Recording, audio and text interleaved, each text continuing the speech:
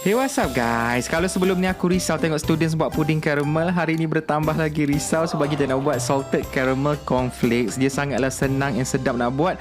Tolong jangan berasak dapur. Sedap ya. Okay, cara dia senang saja. Korang ambil 2 cawan gula, api jangan besar sangat, pasal korang pusing Abang Jamil sampailah dia dah mula cair. Tapi kalau masih berketul kat tengah tak apa, korang ambil senduk dah boleh kacau, sebab time ni dia tak melekat dekat senduk tu lah. Okay, lepas tu kita masukkan 1 cawan whipping cream.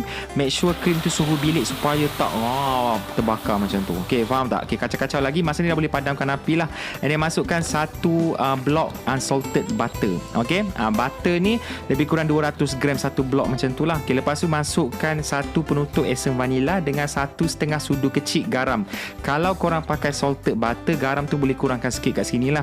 Okay, lepas tu untuk cornflakes ni pula depends. Nak pakai yang nipis boleh, nak pakai yang tebal pun boleh. Cuma yang ni korang kena decide. Kalau korang nak yang extra manis, korang lebihkan caramel, kurangkan cornflakes. Kalau korang nak yang kurang manis, lebihkan cornflakes, kurangkan caramel. Macam tu saja. So yang KA pakai ni sepaket 500 gram cornflakes yang versi nipis sikit, bukan yang tebal lah. Lepas tu rata ke atas tray, and kita boleh bakar dalam oven lebih kurang 170 Celsius selama 5 minit. Nak bagi dia lagi kruk-krap sikit, tahan lama lah. Okay, lepas tu je lah. And korang boleh dengar bunyi kruk-krap macam tu.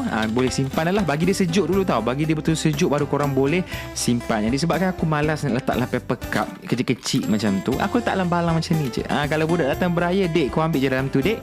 Abang malas nak letak dalam paper cup. Okay, siap dah kita punya cornflakes salted caramel.